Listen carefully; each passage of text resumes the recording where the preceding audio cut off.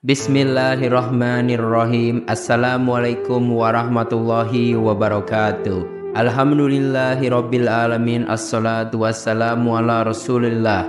Segala puji kehadirat Allah Subhanahu wa taala, Tuhan semesta alam serta pencipta langit dan bumi.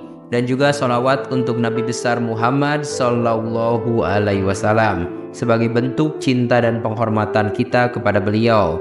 Bersedekah adalah perbuatan mulia yang sangat dianjurkan dalam Islam. Ia adalah bentuk nyata dari rasa syukur kita kepada Allah Subhanahu wa taala atas segala nikmat yang telah diberikan. Namun tidak semua bentuk sedekah diterima dengan baik oleh Allah. Ada jenis-jenis sedekah yang bukannya membawa pahala justru mengundang murkanya. Mengapa demikian? Apa yang membuat sedekah yang seharusnya membawa berkah menjadi sesuatu yang dibenci oleh Allah Subhanahu wa taala? Bayangkan, kalian telah melakukan kebaikan dengan memberikan sebagian harta kepada orang yang membutuhkan. Tetapi ternyata tanpa disadari ada tindakan atau niat yang menyertai sedekah tersebut yang menjadikannya sia-sia di mata Allah. Itulah sebabnya penting untuk memahami 5 jenis sedekah yang dibenci oleh Allah agar kita dapat menghindarinya dan memastikan sedekah kita selalu diterima dan diberkahi. Mari kita telah bersama 5 jenis sedekah yang dibenci Allah ini, agar kita dapat memperbaiki niat dan tindakan kita dalam bersedekah, sehingga sedekah kita benar-benar menjadi jalan menuju ridhonya. Sekarang mari kita lanjut ke poin yang pertama, yaitu mencari pujian dari orang lain. Nah, mencari pujian dari orang lain dalam bersedekah itu berarti melakukan tindakan sedekah dengan tujuan mendapatkan pengakuan, pujian, atau status sosial di mata manusia, bukan untuk mencari ridho Allah Subhanahu wa taala. Niat yang demikian dapat menghapuskan pahala sedekah dan menjadikannya tidak bernilai di sisi Allah. Dalam Islam, niat merupakan faktor penting yang menentukan diterima atau tidaknya suatu amal ibadah. Bersedekah dengan niat yang tidak ikhlas karena Allah, tetapi untuk dilihat dan dipuji oleh orang lain, itu merupakan tindakan riya. Nah, di sini ada 3 contoh. Yang pertama itu seseorang memberikan sumbangan besar untuk pembangunan masjid, tetapi dengan niat agar namanya disebut dan dikenal sebagai dermawan oleh masyarakat. Untuk contoh yang kedua, penyumbang uang kepada fakir miskin, tetapi dengan syarat nama penyumbang disebut di depan umum atau dipublikasikan di media sosial. Terus untuk contoh yang ketiga, memberikan bantuan kepada tetangga yang membutuhkan tetapi sambil menceritakan bantuannya tersebut kepada banyak orang agar terlihat baik hati dan juga dermawan. Nah, untuk membahas masalah ini, Allah Subhanahu wa taala sudah berfirman dalam surah Al-Baqarah ayat ke-264. Hai orang-orang yang beriman, janganlah kamu menghilangkan pahala sedekahmu dengan menyebut-nyebutnya dan menyakiti perasaan si penerima. Seperti orang yang menafkahkan hartanya karena riya kepada manusia dan dia tidak beriman kepada Allah dan hari kemudian. Maka perumpamaan orang itu seperti batu licin yang di atasnya ada tanah. Kemudian batu itu ditimpa hujan lebat, lalu menjadilah dia bersih, tidak bertanah. Mereka tidak menguasai sesuatu pun dari apa yang mereka usahakan, dan Allah tidak memberi petunjuk kepada orang-orang yang kafir. Nah, ayat tadi itu mengajarkan bahwa sedekah yang disertai dengan riya atau ingin dipuji orang lain tidak akan menghasilkan pahala yang sejati. Seperti batu licin yang kehilangan tanah saat terkena hujan, pahala dari sedekah tersebut akan hilang. Rasulullah Shallallahu alaihi wasallam juga sudah bersabda dalam hadis yang diriwayatkan oleh Imam Muslim. Sesungguhnya orang yang pertama kali akan diadili pada hari kiamat itu ada 3 orang. Di sini kita langsung aja rangkum dari hadis tersebut karena memang sangat panjang. Langsung aja kepada orang yang ketiga, yaitu adalah orang yang Allah luaskan rezekinya dan dia diberi berbagai macam harta benda. Dia didatangkan dan diperlihatkan kenikmatan yang diperolehnya di dunia. Nah, ketika ditanya, apa yang kamu lakukan dengan kenikmatan-kenikmatan itu? Dia menjawab, aku tidak pernah meninggalkan sedekah dan infak pada jalan yang engkau cintai. Allah pun berkata, kamu berdusta, kamu melakukannya agar dikatakan dermawan, lalu diperintahkan agar dia diseret di atas wajahnya hingga dilemparkan ke neraka. Dari hadis ini dijelaskan bahwa orang yang bersedekah untuk mendapatkan pujian dan pengakuan dari orang lain tanpa keikhlasan kepada Allah akan mendapatkan ganjaran yang berat di akhirat. Riya dalam sedekah tidak hanya menghilangkan pahala, tetapi juga mendatangkan murka dari Allah Subhanahu wa taala. Nah, sekarang kita akan langsung lanjut ke poin yang kedua. Ini masih berhubungan dengan poin yang pertama, yaitu mengungkit sedekah. Nah, mengungkit sedekah itu adalah tindakan yang mengingatkan atau menyebut kembali kebaikan atau bantuan yang telah diberikan kepada seseorang, terutama dalam bentuk sedekah. dengan tujuan mengingatkan jasa atau membuat si penerima merasa berhutang budi. Tindakan ini sangat tidak dianjurkan dalam Islam karena dapat merusak pahala sedekah dan menyakiti perasaan si penerima. Sedekah yang diungkit-ungkit kehilangan nilai keikhlasannya dan mengubah tindakan mulia menjadi sesuatu yang tidak bernilai di mata Allah. Misalnya gini, seseorang memberikan sejumlah uang kepada teman yang membutuhkan. Kemudian di kemudian hari saat terjadi konflik, ia mengingatkan temannya bahwa ia pernah membantunya dengan uang. Terus untuk contoh yang kedua, mengingatkan anggota keluarga yang pernah dibantu dalam situasi sulit bahwa mereka berhutang budi dan harus selalu menuruti keinginannya. Nah untuk contoh yang ketiga, mengungkit-ungkit bantuan yang pernah diberikan kepada seorang tetangga dalam percakapan sehari-hari untuk menunjukkan bahwa dirinya lebih baik atau lebih dermawan. Nah untuk ayat Al-Qur'annya ini masih sama berhubungan dengan ayat sebelumnya, yaitu di Surah Al-Baqarah ayat ke-264. Nah selain dari firman Allah tadi, Rasulullah SAW juga pernah bersabda dalam hadis yang diriwayatkan oleh Imam Muslim. Ada 3 golongan orang yang tidak akan diajak bicara oleh Allah pada hari kiamat. Tidak dilihat olehnya, tidak disucikan, dan bagi mereka azab yang pedih. Salah satunya adalah orang yang mengungkit-ungkit pemberiannya atau mengungkit-ungkit kebaikannya.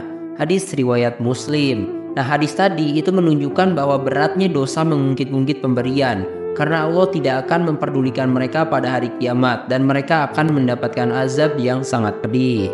Sekarang mari kita lanjut ke poin yang ketiga yang membahas tentang menunda sedekah. Nah ini adalah salah satu tindakan mengulur-ngulur waktu untuk memberikan sedekah meskipun sudah memiliki kemampuan untuk melakukannya. Seringkali seseorang menunda sedekah karena merasa masih ada waktu untuk menunggu kondisi yang lebih baik. Namun tindakan ini dapat menghilangkan kesempatan untuk mendapatkan pahala dari Allah dan membantu mereka yang membutuhkan pada saat yang tepat. Di dalam Islam, bersedekah seharusnya dilakukan segera setelah memiliki kemampuan, tanpa menunda-nunda, karena kita tidak pernah tahu kapan ajal akan menjemput atau rezeki yang ada akan hilang. Nah misalnya gini contohnya, seseorang memiliki sejumlah uang yang cukup untuk bersedekah, tetapi menunda-nunda dengan alasan menunggu waktu yang tepat, padahal banyak orang di sekitarnya membutuhkan bantuan segera. Terus untuk contoh yang kedua, menunggu hingga akhir bulan atau akhir tahun untuk bersedekah, padahal ada peluang dan kebutuhan mendesak di tengah bulan atau di tengah tahun. Nah terus untuk contoh yang ketiga, berjanji akan bersedekah setelah mendapatkan kenaikan gaji atau bonus, padahal saat ini pun sudah mampu memberikan sebagian dari rezekinya kepada yang membutuhkan. Nah Allah Subhanahu wa Ta'ala juga sudah berfirman dalam Al-Quran surah Al-Munafikun ayat ke-10, dan infakkanlah sebagian dari apa yang telah kami berikan kepadamu sebelum datang kematian kepada salah seorang di antara kamu. Lalu dia berkata menyesali, ya Tuhanku, sekiranya engkau berkenan menunda kematianku sedikit waktu lagi, maka aku dapat bersedekah dan aku akan termasuk orang-orang yang soleh. Nah ayat ini itu menekankan pentingnya segera berinfak dan bersedekah sebelum ajal menjemput, karena penyesalan tidak akan berguna setelah kematian. Rasulullah SAW juga bersabda dalam hadis yang diriwayatkan oleh Imam Bukhari.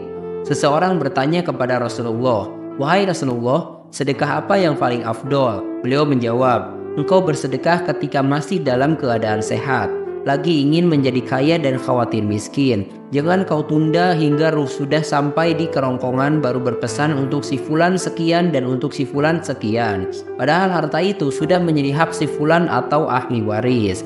Hadis riwayat Bukhari. Nah hadis tadi itu mengajarkan bahwa sedekah yang paling utama adalah yang dilakukan ketika kita masih dalam kondisi sehat dan membutuhkan, serta melarang menunda sedekah hingga ajal mendekat. Sekarang mari kita lanjut ke poin yang keempat, yaitu perhitungan dalam sedekah. Nah masalah ini itu adalah sikap mengukur atau membatasi jumlah yang akan disedekahkan dengan sangat teliti dan ketat, sehingga bersedekah menjadi seperti transaksi bisnis daripada tindakan ikhlas. Sikap ini mencerminkan ketidakikhlasan dan kekhawatiran berlebihan terhadap kekurangan harta. Padahal Allah itu menjanjikan balasan berlipat ganda bagi mereka yang bersedekah dengan ikhlas. Idealnya, bersedekah harus dilakukan dengan hati yang lapang dan penuh keyakinan bahwa Allah akan menggantinya dengan kebaikan yang lebih banyak.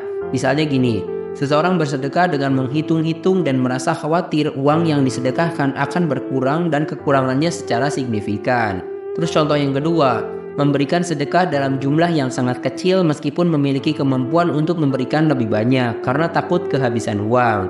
Terus contoh yang ketiga, memilih untuk bersedekah hanya ketika ada sisa uang setelah semua kebutuhan pribadi terpenuhi, tanpa mempertimbangkan kebutuhan mendesak orang lain.